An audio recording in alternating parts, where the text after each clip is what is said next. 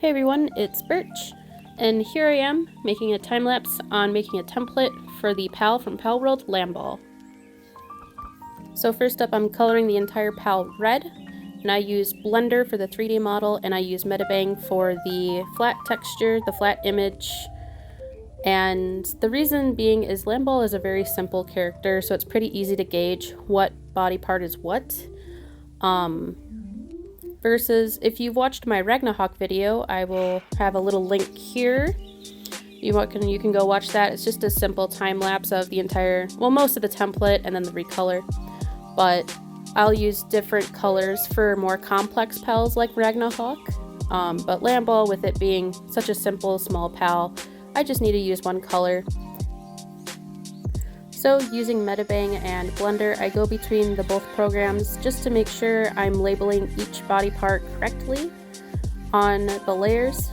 And I like to do layers because then when I'm coloring, I can just make sure I'm coloring only specifically parts of the body versus the entire image.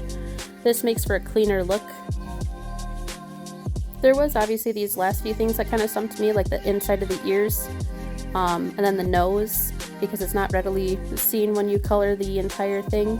And then this part really stumped me because it's actually on the inside of Lamb Ball.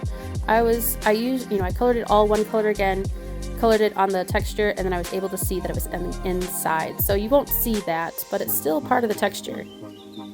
So yeah, it's just nice being able to know exactly what is all what, but it's part of the texture, so it's needed. And here I am just cleaning it up, reorganizing, renaming some stuff. And now is the fun part that takes the most time, is the guide. So I like to make the guide for myself. This helps on the art program of where I'm coloring, so I don't have to go back and forth using Metabang and Blender as to where everything goes. So again, you're going to see a lot of dots, dotted lines. This is just my process. Other people may have different processes, but this is just how I do it. If you ever decide to get into it, this is how I recommend doing it. And then this is kind of interesting. I don't know if there's an easier way to do it, but this is just easier for me because I learn differently. But so I will scribble between, like you saw with the face, between the wool and the face. So on the texture, you can see it translates.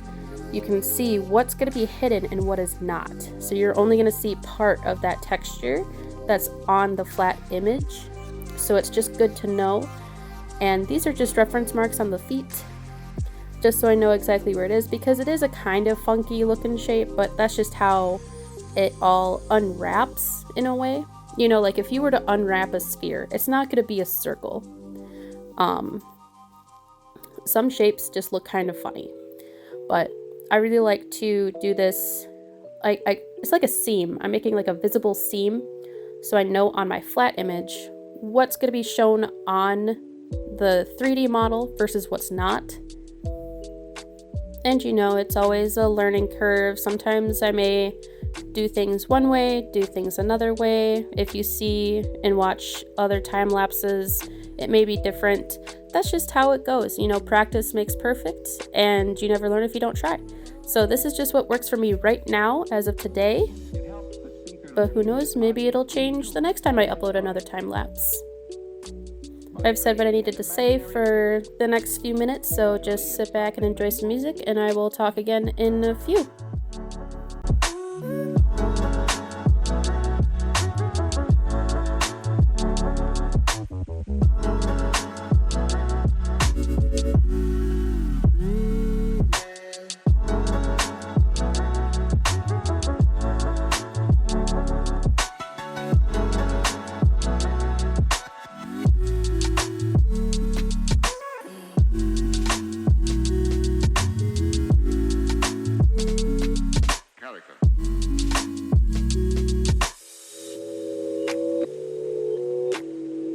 I'm stepping back in here for a second just to explain this next part.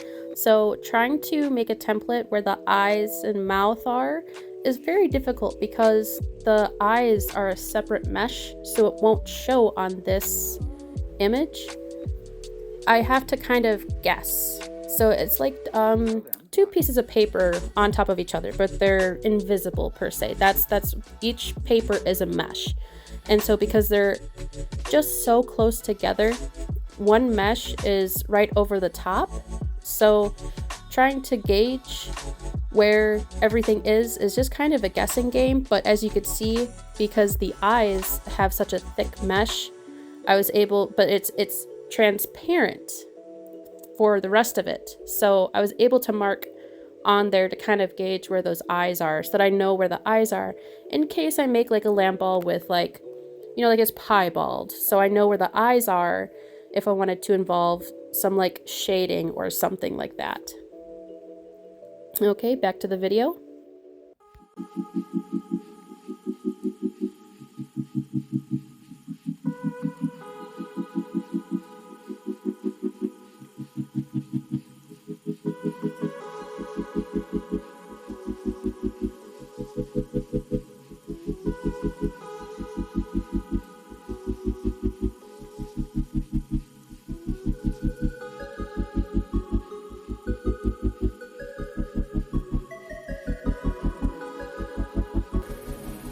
I'm going to make one last quick note. I like to label all my unseen things as blue, and then the rest of my guide is red.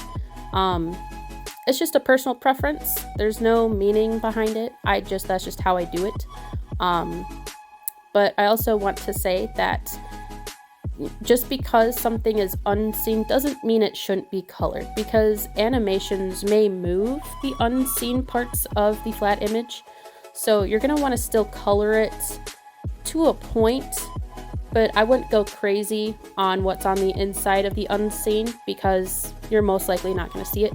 But, you know, if you're playing in the game, you may see a little bit of that unseen part. So it's good to extend your image, your drawing, your creativity into the unseen parts.